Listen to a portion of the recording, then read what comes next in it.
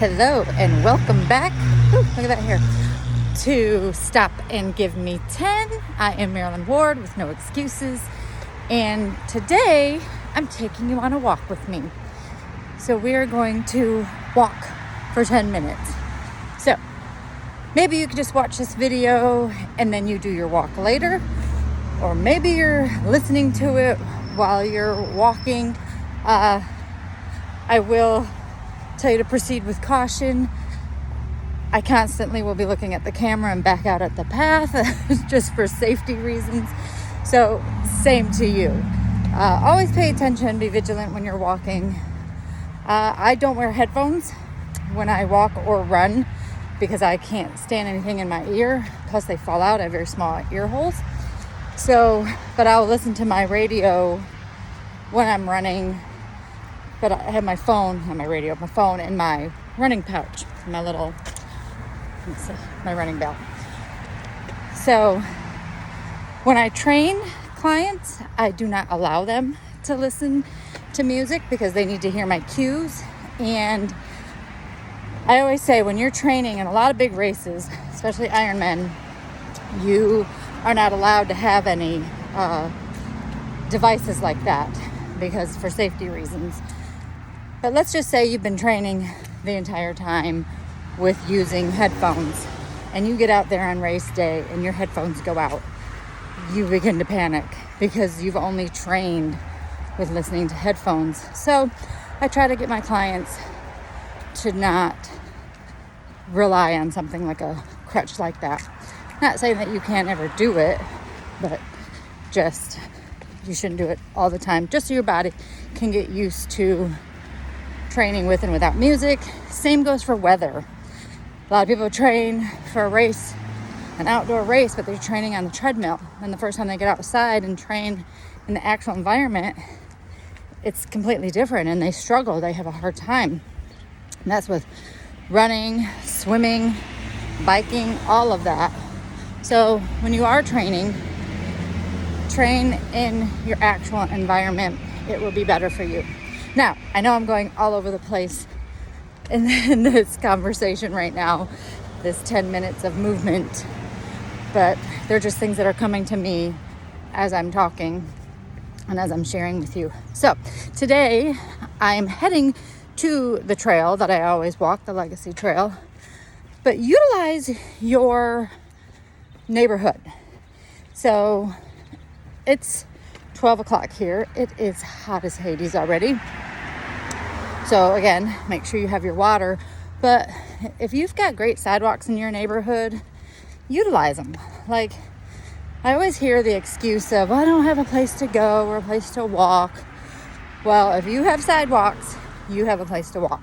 Now, granted, there's a couple times I've made turns here on the streets and in certain sections there's no sidewalk and I catch myself walking in the grass. So if there's no sidewalks, I'm just looking for traffic. If there are no sidewalks, please, if you're on the road, if you're walking, you should be walking on the opposite side of the road against traffic so you can actually see the cars coming. Now, but when you're biking, because you're going at a faster speed, you should be on the same side of the road as traffic, the traffic flow. And you treat traffic lights and stoplights like a vehicle. So for all my fellow biker friends, please adhere to those. Safety, you do not get to creep up along the side of a car especially in a motorcycle. Motorcycles do it terrible. On a bike, yes, if there's a bike lane, you do get to go up on the side of the car. Making a left turn, I get right in that middle so they know that I'm also going to be turning left. But anyways, that's a whole nother day. We're back to our walk, and our walking trail. So utilize your walks. Try to walk. I prefer in the daylight, or if you're not walking in the daylight, you should be having a lamp, a light that you can use to make sure that you can see your sidewalk and everything. Again, safety first.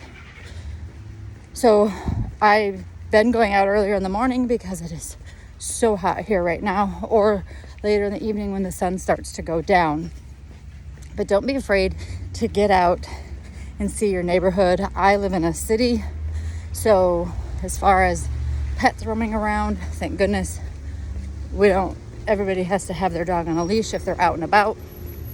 So I feel safe. But even when I lived in the country, only once in a while did I ever get chased by a dog.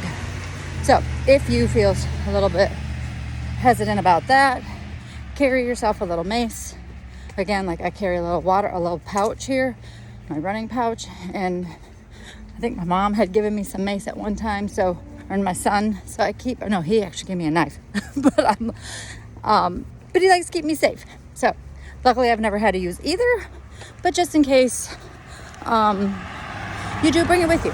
If you feel apprehensive about going out and walking in your neighborhood, we live in a very safe neighborhood, I feel, so knock on wood, I said that. I love to get out here and walk. It is the best exercise. I'm getting my vitamin D. I have a different scenery to look at. I try to take a different trail every time, a different path, so I'm not always going in the same route. Always be careful and look at your crosswalks when crossing the street, but then you get to see other people out here. I'm one of those corny people. I'm saying hi to everybody. Being out here, getting your exercise, the fresh air, the smells, all the beautiful flowers, it just gives me a good feeling, releases those endorphins, makes me feel happy. I enjoy it, and the benefits outweigh like the heat. The good outweighs the bad when you're getting outside and you're going for that walk. I'm just switching hands. So when you get out here, stay at a nice fast pace. If you feel your fingers swelling because your hands are down, keep your hands in a motion, a bent arm motion with your hands up.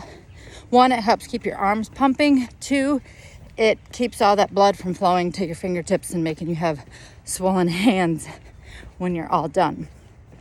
So, and I apologize, I have my sunglasses on, but there I am. There's my face.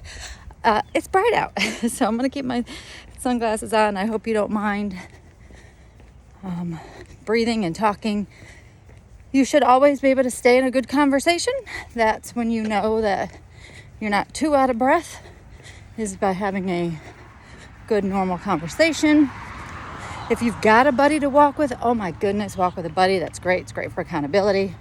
I typically bring my dog, Kona, but like I said, it's getting a little hot and the sidewalks are hot on her little paws. So walked her this morning before I trained a client, and now I knew I was coming out here for a longer walk, and I knew 5 miles in this heat's just not good for her. Now, you have me for 10 minutes. Right now you're about down to 1:30, but I hope that this is just something different for you to look at today. Maybe you've gotten something from it, but I just want you to know that your 10 minutes of movement can be anything. It can be 10 minutes of walking, 10 minutes of biking, 10 minutes of swimming, running, playing with your kids, going to the playground and doing activities with your kids, playing a kickball game, volleyball game, not sitting in the bleachers, unless you're sitting in the bleachers and you're doing seated crunches or chair sits, something like that, where you're staying active while you're watching them play. But it's 10 minutes of actual movement for you. I promise you it'll make a difference in your life. It's the small things that we do that have the greatest impact on our lives. So just 10 minutes a day. Maybe you're doing it, like I said, 2 and 3 times a day. I had a little show off of the car there. But so the more you do it, the more of a habitual activity becomes, that's habit forming. And hopefully it is not only giving you greater physical ability, but your cognition is getting better. You're feeding your brain that oxygen, and overall just feeling better about yourself. You're doing something for yourself. So I always say, get your mind right and your body will follow. Sometimes we say, oh, I can't do that, before you even tried. So I hope you enjoyed our 10 minutes of movement session today. Again, if you have more questions, concerns, reach out to me via my Facebook, Instagram, or go to my website. Check us out, see what we're all about. Appreciate you. See you again tomorrow.